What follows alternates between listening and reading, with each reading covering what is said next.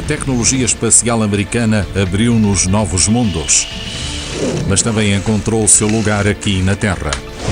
As inovações oferecidas pela NASA salvam muitas vidas. São um valioso tesouro em custos energéticos e representam um grande poder. Este é um formidável carrinho de golfe. Encontramo-los na linha de fogo, nas nossas casas e até nas nossas camas. Até à Lua, mais além e de volta outra vez. Tecnologia da NASA, agora em Maravilhas Modernas.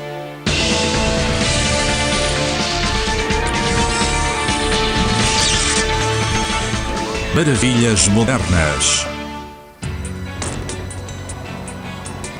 Durante uma maratona, leva apenas 30 minutos para a temperatura de um atleta subir até ao limite.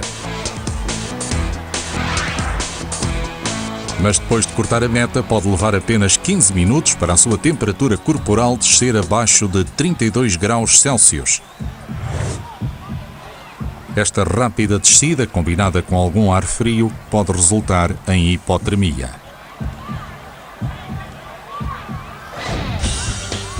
Para evitar esta situação potencialmente letal, os atletas cobrem-se com cobertores térmicos feitos de um material metálico especial. O cobertor funciona como uma barreira.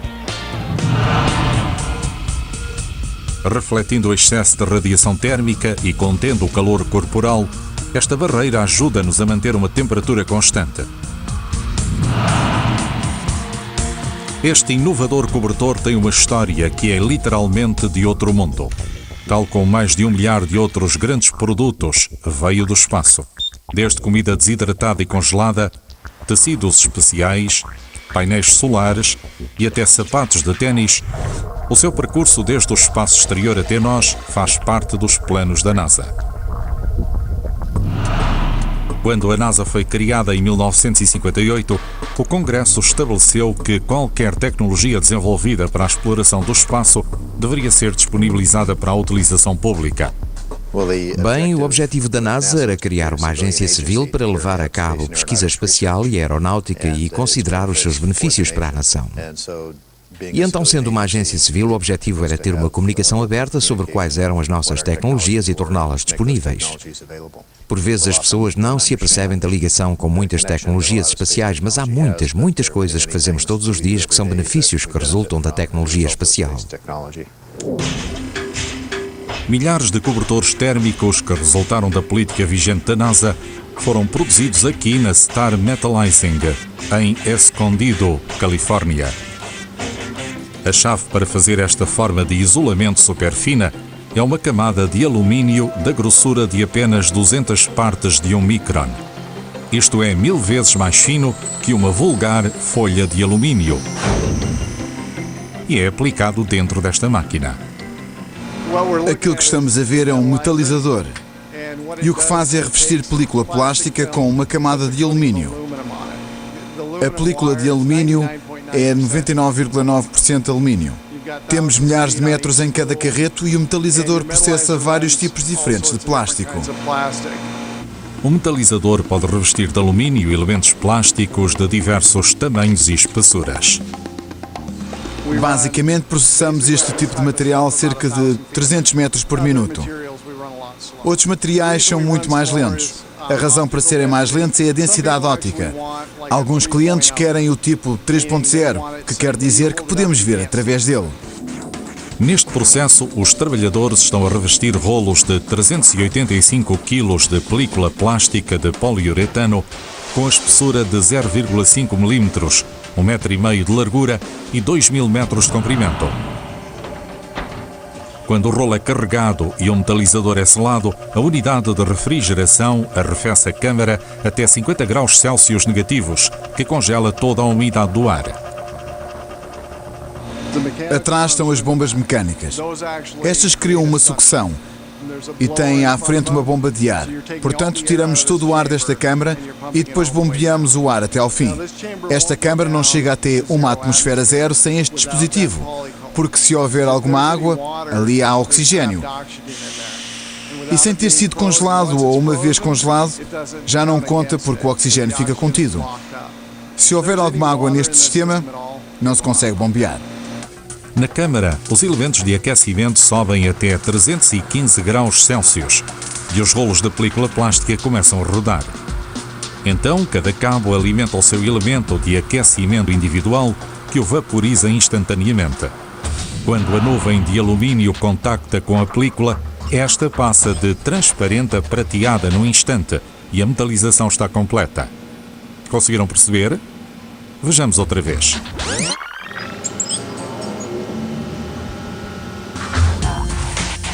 O produto final é um isolador salva-vidas de 1,80 m por 1,20 m, dobrado de forma a caber no seu bolso. De certo que é apropriado para atletas depois de uma maratona. Mas o processo de metalização foi aperfeiçoado para um tipo de maratona completamente diferente há 4 décadas atrás.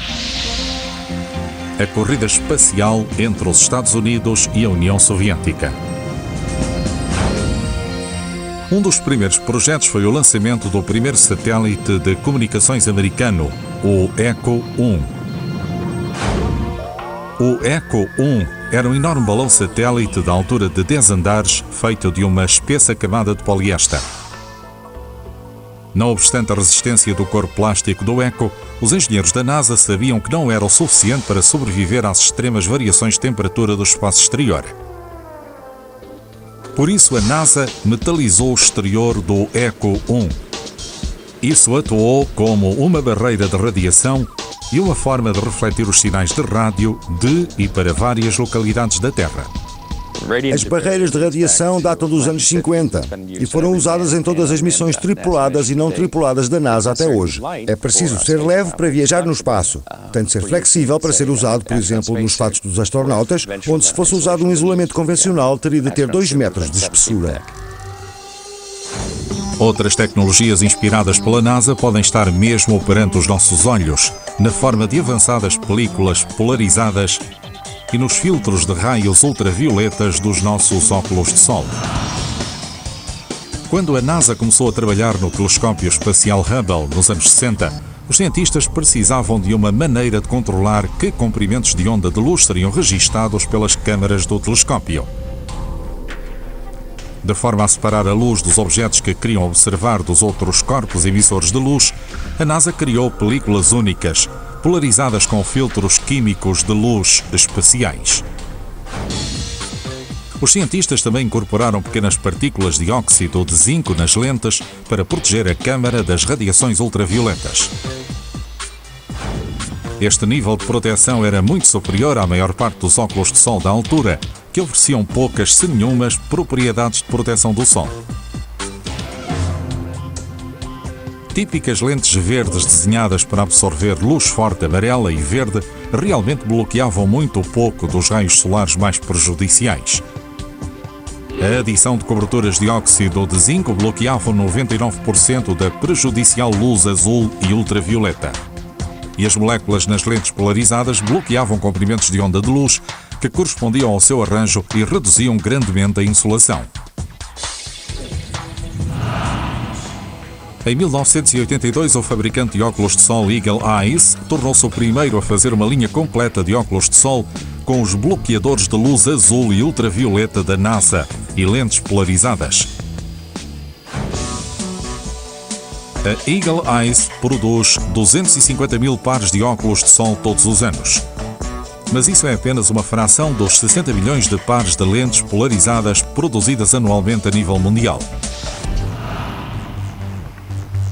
Assim como a NASA tinha de proteger os delicados componentes do telescópio contra a luz intensa, também tinha de proteger os astronautas do violento impulso gerado durante a descolagem. A NASA estava à procura de um material macio que pudesse ajudar a proteger os astronautas durante a fase de descolagem. Se conseguirem imaginar a força G, ou seja, a força que os astronautas sentem durante a descolagem, ela é cerca de 3 vezes, ou um pouco mais de 3 vezes do que a força que sentimos aqui na Terra. E ainda por cima, com toda aquela trepidação e o sacudir da nave, tudo isso pode ser muito desconfortável. Aquilo que era um dispositivo de segurança fundamental para os astronautas é agora um luxo para quem quer apenas dormir. Trabalhadores da Tempur-Pedic, uma fábrica de 5 hectares em Duffield, na Virgínia, estão a usar a tecnologia da NASA para os ajudar a melhorar a qualidade das suas cestas. Pensamos que este material tem certamente sucesso a absorver a imensa força G que os astronautas sentem. Também é capaz de proporcionar uma maravilhosa noite de sono. E não há melhor maneira de melhorar a nossa qualidade de vida do que conseguir uma noite bem dormida. O segredo das propriedades de alívio da pressão destes colchões ultraconfortáveis são os milhões de células de estrutura aberta que constituem o material. Olhando para o material do Tempur, verão milhões e milhões de células unicamente distribuídas com uma série de espelhos. Isso indica simplesmente que temos uma perfuração perfeitamente equilibrada, estruturas de células abertas e que nos oferecem as propriedades de alívio de pressão do material Tempur. Quando é aplicada força à estrutura porosa de espuma normal, a maior parte da energia é refletida porque o material resiste à força aplicada. As células Tempur absorvem o choque e dispersam energia através do material, libertando o ar à medida que se adapta à forma do objeto que está a aplicar a força. O processo de produção dos colchões Tempur-Pedic é tão único como o próprio material. O primeiro passo é cortar uma tira do tamanho da cama de uma destas lajes de 230 kg de material Tempur, chamadas toras. Como podem ver, aqui na máquina de cortar estamos a trabalhar num colchão duplo que mede realmente 1,5 m por 2,15 m. Provavelmente vamos obter pelo menos 8 a 10 placas desta tora aqui. Ela vai cortar e depois leva-as para a palete que podem ver que está a sair mesmo aqui. Depois da máquina cortar a tora toda, carrega as tiras para uma palete gigante. Então, um dispositivo envia-as para a estação de laminação, onde outras máquinas as juntam a um outro material de suporte. No nosso material de suporte são realmente 2 camadas neste colchão que estamos a produzir hoje, que começam aqui mesmo, e colocamos uma camada de suporte à frente, estando a outra camada de suporte aqui do outro lado. E ambas passam por este sistema onde lhes é aplicado este adesivo especial. A seguir, usando mais cola, a máquina liga as camadas de suporte a 2 camadas de material Tempur. Finalmente, a máquina de aparar aplana todas as imperfeições. Para garantir que cada colchão está de acordo com os padrões federais, a equipa de pesquisa e desenvolvimento da Tempur-Pedic testa aleatoriamente alguns colchões. Na publicidade, a Tempur-Pedic inclui alguns testes menos científicos dos seus colchões, mas de facto mostram como esta tecnologia da NASA poupa muitas dores nas costas aos astronautas. Uma prática abordagem para mostrar as propriedades de alívio da pressão do nosso material Tempur é o famoso teste do copo de vinho. Vou começar a saltar para cima e para baixo e podem ver que basicamente nenhum movimento é transferido através do colchão por causa das propriedades de alívio de pressão que o material Tempur nos oferece.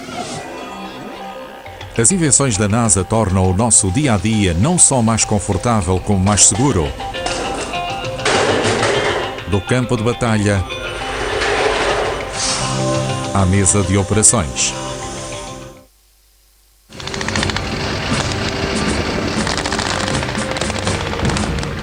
Nos países assolados pela guerra, Iraque e Afeganistão, dispositivos explosivos improvisados mataram mais de 2.000 soldados americanos. Mas os soldados ganharam um amigo na linha da frente, que está equipado para enfrentar o perigo, como sendo os seus olhos, ouvidos e voz. Obedece sempre às ordens, nada teme e não sente dor. O PackBot, uma criação da iRobot em Burlington, Massachusetts, foi enviado para o Afeganistão para a sua primeira missão em julho de 2002. É um robô de reconhecimento por controle remoto e sensores para reunir informação sobre o território inimigo antes dos soldados que o controlam entrarem em cena.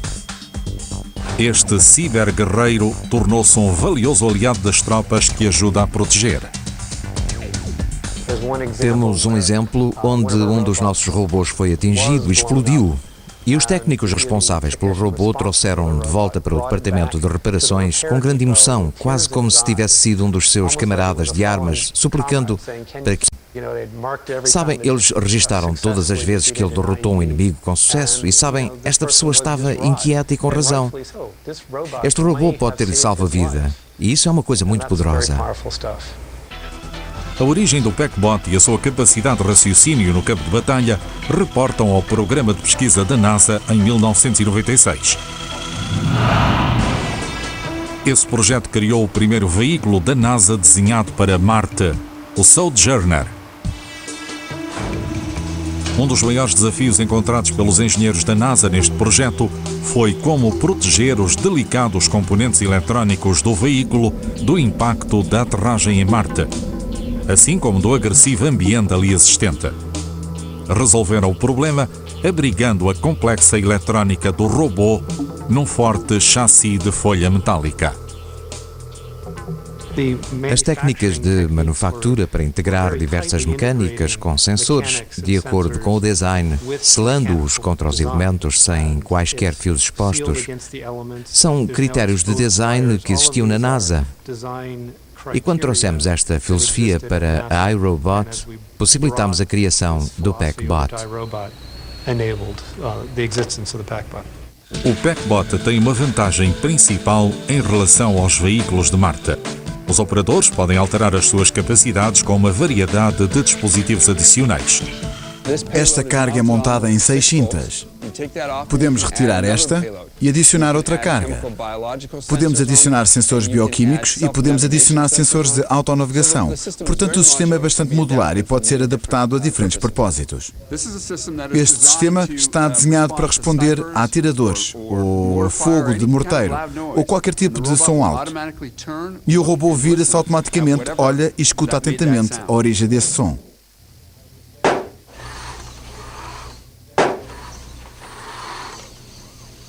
Acabámos de ouvir uma simulação de um tiro, o que fez com que o PackBot, com o kit Redall, respondesse. Tem uma série de sensores aqui, na carga, que transmite informação ao soldado. Por exemplo, tem uma câmara com zoom, uma câmara térmica, aqui mesmo, uma iluminação laser e um laser de procura e medição, de forma que pode olhar para aquele alvo e também informar a distância até ele. As duras características de design que ajudaram os veículos para Marte a percorrer o hostil terreno marciano equiparam o PackBot para ter sucesso no difícil ambiente da guerra. A nossa meta, quando começámos esta empresa, era criar robôs que pudessem tocar as vidas cotidianas das pessoas. É bom ver um postal do Iraque de um soldado que diz que salvámos uma vida hoje.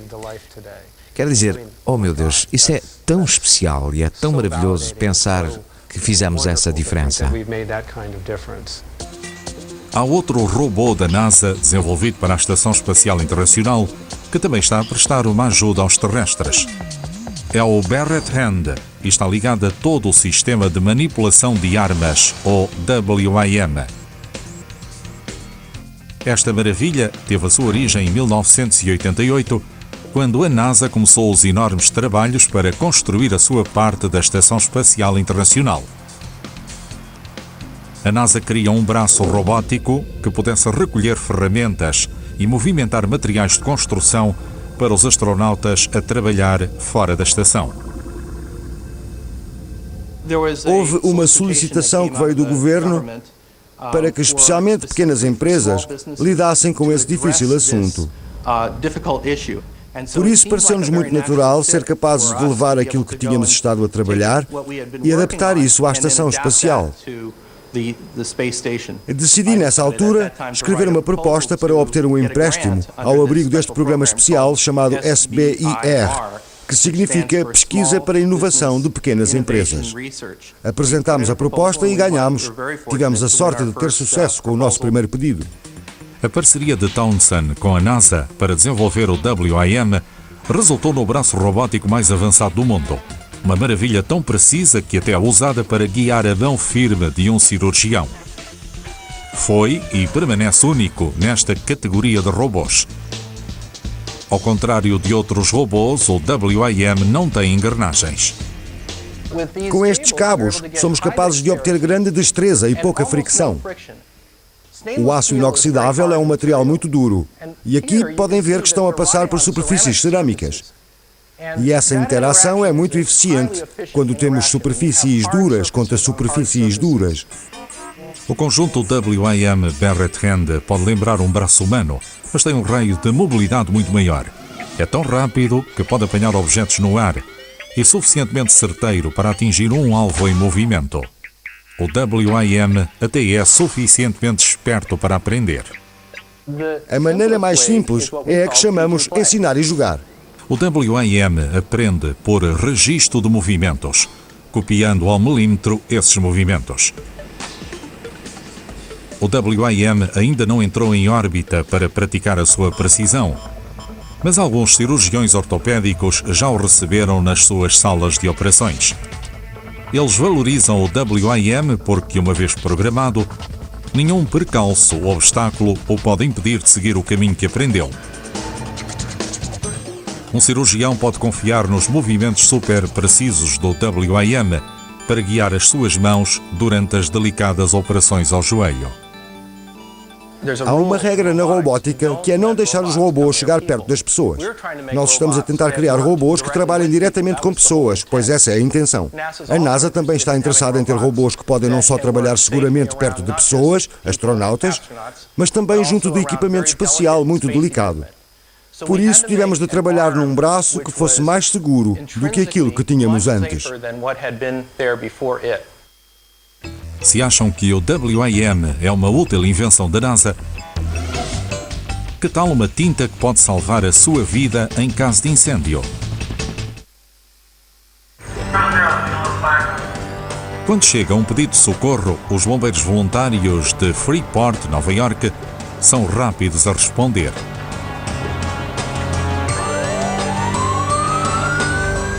E nunca deixam o quartel sem esta peça de equipamento indispensável: o aparelho de respiração, ou SCBA.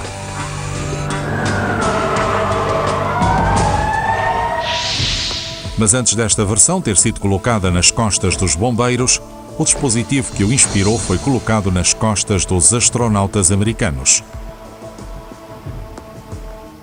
Uma das grandes coisas que saiu do programa espacial foi que a NASA começou a trabalhar no SCBA para os astronautas, e esta tecnologia adaptou-se perfeitamente ao serviço dos bombeiros. Quando os engenheiros da NASA planearam o projeto Apollo nos anos 60, compreenderam que os astronautas iriam precisar de um dispositivo portátil de respiração de forma a poderem afastar-se do módulo lunar depois de terem aterrado na Lua. Eles desenharam um sistema de respiração chamado PLSS, que iria providenciar cerca de 4 horas de ar aos astronautas durante as caminhadas na Lua. Os engenheiros incorporaram um dispositivo de segurança que permitiria aos astronautas concentrarem-se nas suas tarefas de pesquisa, libertando-os da preocupação de controlar o seu fornecimento de ar. Um alarme soaria automaticamente quando o fornecimento estivesse perto do fim. O sistema da NASA chamou a atenção dos chefes de bombeiros nacionais. Era fácil de colocar e de usar, duas coisas que não aconteciam com as unidades de respiração de 18 kg usadas pelos bombeiros nos anos 60.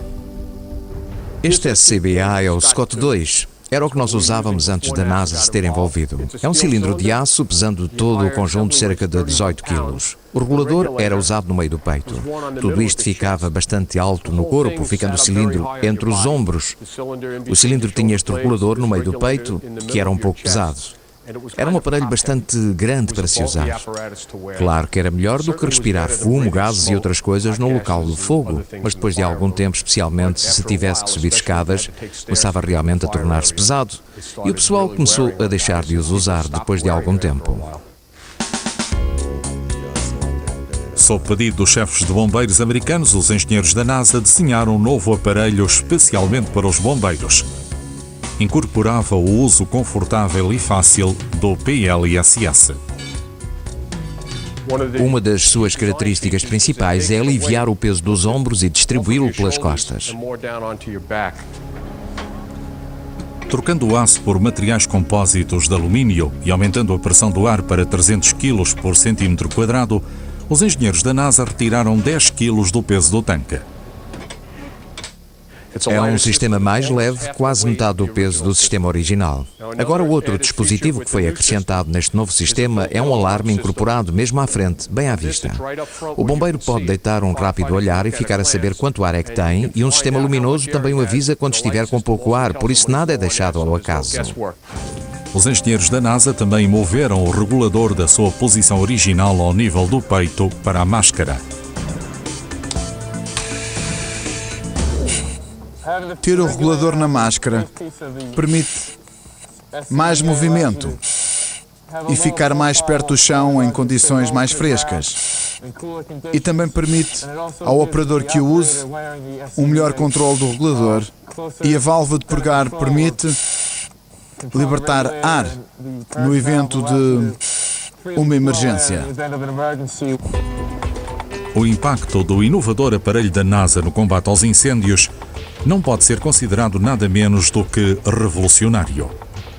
O moderno SCBA permitiu aos bombeiros irem mais longe e mais depressa do que antes. Os bombeiros estão mais seguros e a sua capacidade de resgatar civis que fiquem presos é muito maior, por isso salva vidas civis e salva vidas a bombeiros. A tecnologia da NASA não protege apenas os bombeiros quando estão no edifício em chamas. Também impede o edifício em chamas de ruir. A tecnologia-chave não são traves mais fortes, mas uma camada de tinta à prova de fogo de apenas 8 milímetros de espessura. Chama-se SHARTEC e veio do espaço.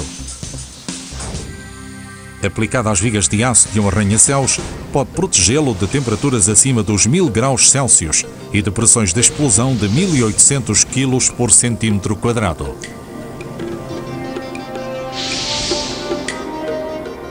O desenvolvimento da SHARTEC data das missões orbitais das naves Mercury, Gemini e Apollo. Durante a reentrada, as cápsulas espaciais enfrentariam temperaturas extremas causadas pela fricção quando entrassem através da atmosfera terrestre a alta velocidade. Para proteger os astronautas contra temperaturas 8 vezes mais quentes que a fusão do aço, os cientistas precisavam de melhorar as capacidades dos escudos de proteção de calor da cápsula. A tinta foi desenvolvida para ser leve e providenciar uma camada protetora que não só suportasse o calor, mas pudesse mesmo ser queimada, absorvendo parte do calor, assim como criar uma barreira exterior. Estas camadas isoladoras são especialmente importantes durante a reentrada na atmosfera, porque as cápsulas continham astronautas e a NASA precisava de os manter seguros. Camadas à prova de fogo assim são chamadas intumescentes. Na presença de temperaturas extremas, ocorre uma reação química na tinta intumescente, que se expande para uma camada isoladora que dissipa o calor. Esta camada de carvão tem 5 vezes a espessura da tinta original e bloqueia o calor, impedindo-o de penetrar para além da superfície exterior.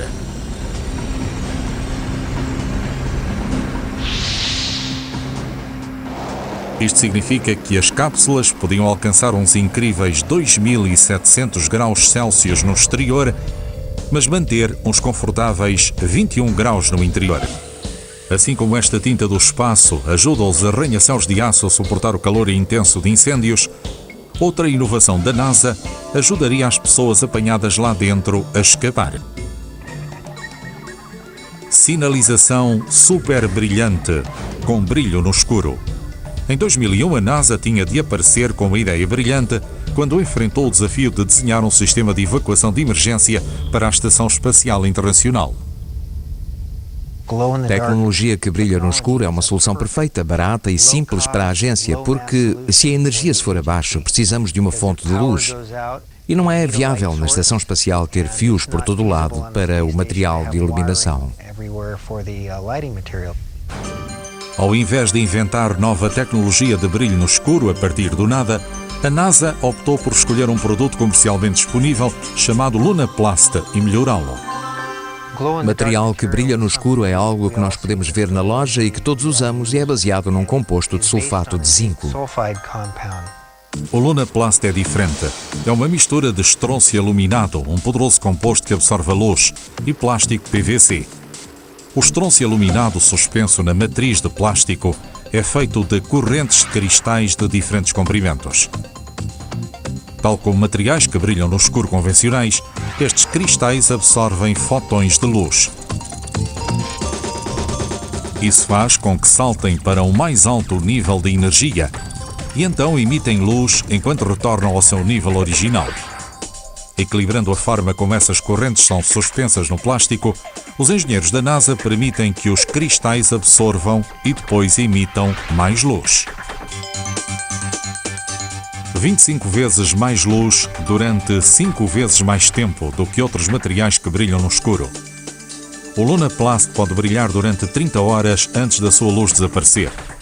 Instalando 1000 placas de Lunaplast em vez de sinalização elétrica, as empresas podem poupar cerca de $30.000 todos os anos em despesas de energia, poupando milhões de dólares apenas nos Estados Unidos.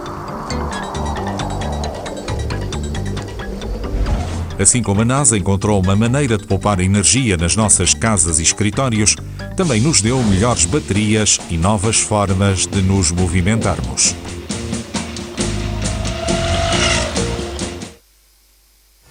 A Tecnologias Híbridas, em Morrisville, Carolina do Norte, está a desenvolver o futuro de veículos elétricos, dentro e fora da estrada. A sua velocidade máxima é de 60 km por hora. Vou mostrar-lhes a sua velocidade e as suas suspensões.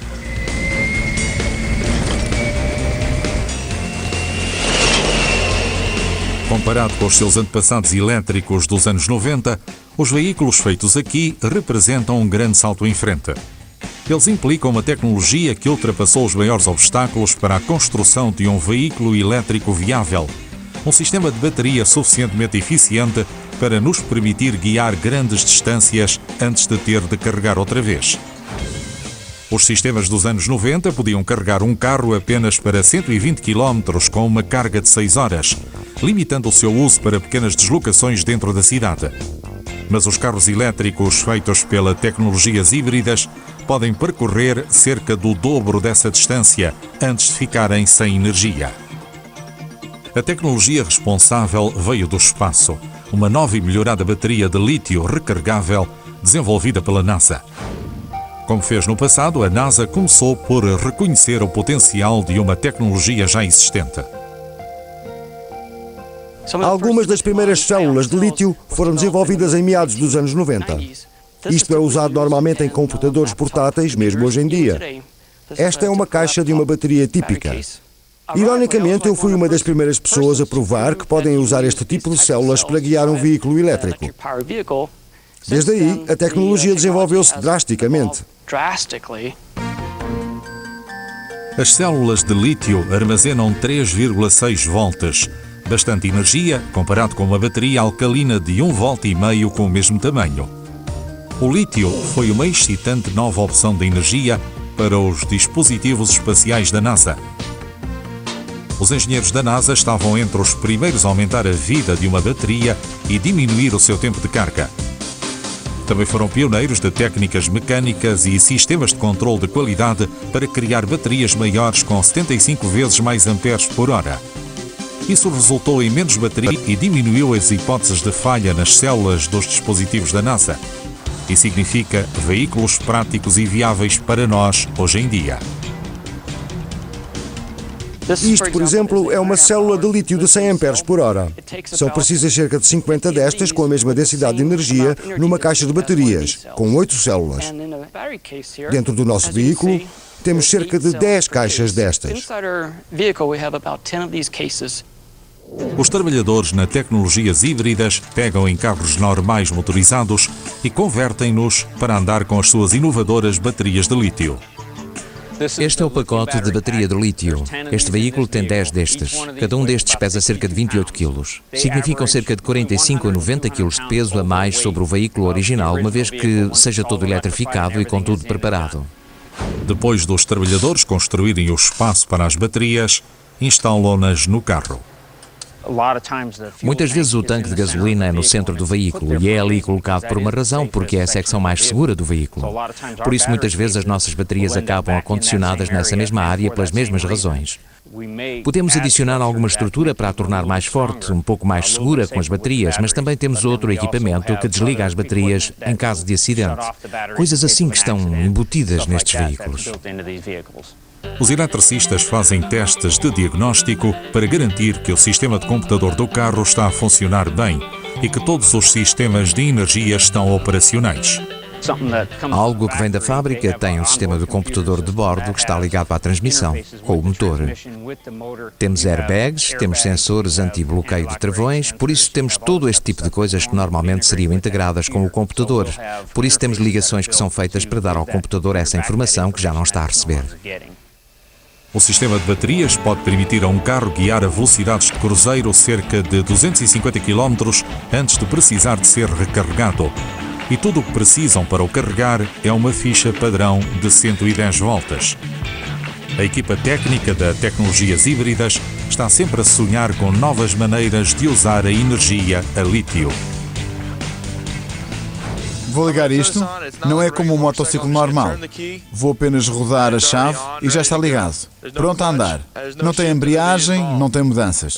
Isto é uma aceleração a partir do zero.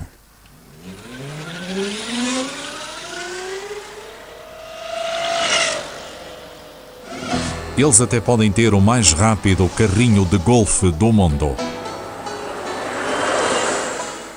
Eu não jogo golfe, mas este é um formidável carrinho de golfe. Realmente leva-te de buraco em buraco num instante. Enquanto os grandes fabricantes automóveis começam a experimentar baterias de lítio para veículos elétricos, os sistemas de baterias da Tecnologias Híbridas prometem servir de modelo de segurança e desempenho.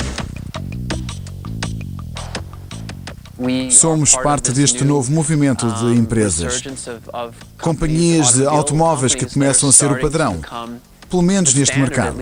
Empresas mais pequenas como nós e até algumas empresas maiores estão agora a usar este tipo de tecnologia de forma muito agressiva para construir estes veículos e fazê-los chegar ao mercado. 4 ou 5 anos atrás as pessoas nem sabiam o que era um veículo híbrido. Agora todos sabemos.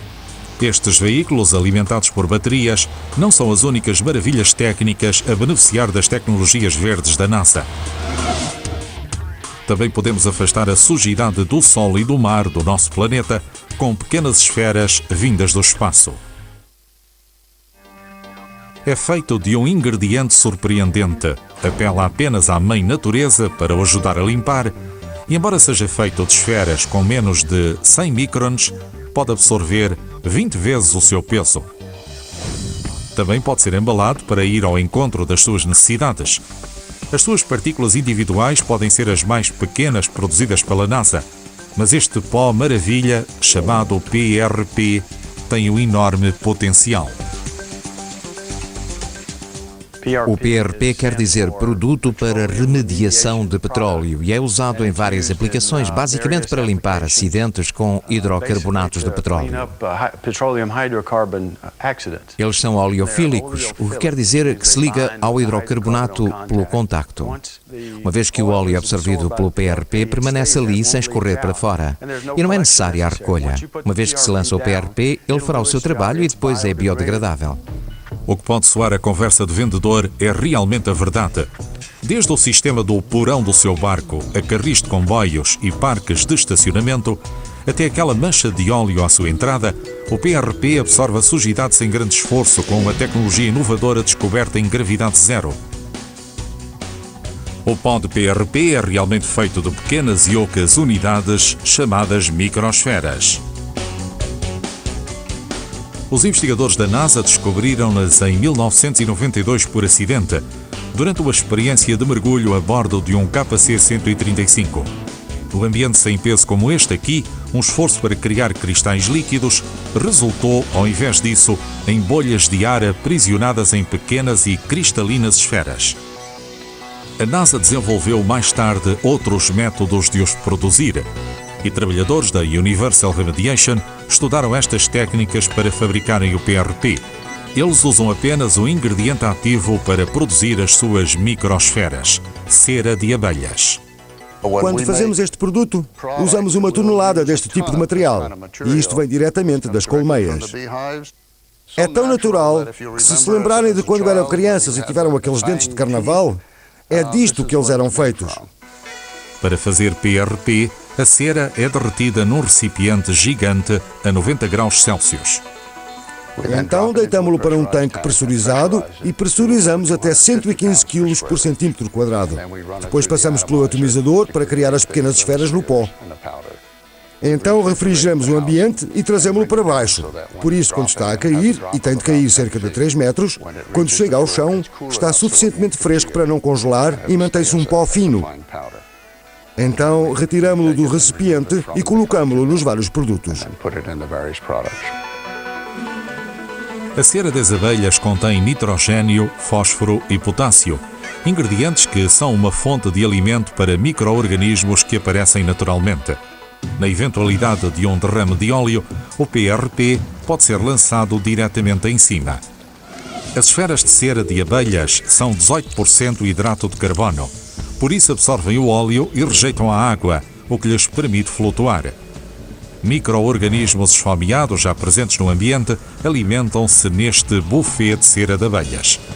A população de micro-organismos alimenta-se e multiplica-se.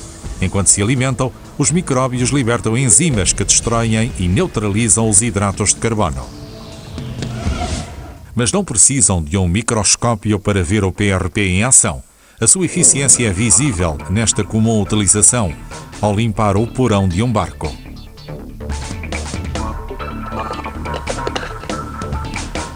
Ajeito isto para mostrar como o PRP se vai juntar e absorver o óleo no porão e trazê-lo para a superfície da água, onde fica absorvido, até os micróbios que surgem naturalmente biodegradarem essa mistura de óleo e PRP em dióxido de carbono e água. Em Pittsburgh, base da Universal Remediations, uma variedade de bioprodutos de PRP estão a limpar derrames de óleo nos 3 rios, um de cada vez. A história do PRP é apenas mais um exemplo de como as tecnologias usadas para a exploração do espaço estão a melhorar as nossas vidas aqui na Terra. Acho que todos nós, se olharmos para o programa espacial, podemos identificar uma série de coisas que vieram da tecnologia do espaço que beneficia as nossas vidas cotidianas, desde sistemas de comunicação a dispositivos de segurança. Quando a NASA recomeçou em 1958, não sabíamos quais seriam esses futuros benefícios, mas estávamos confiantes que, tal como vimos no passado, os investimentos na ciência e tecnologia, espaço e aeronáutica vão continuar a providenciar benefícios para o público em geral.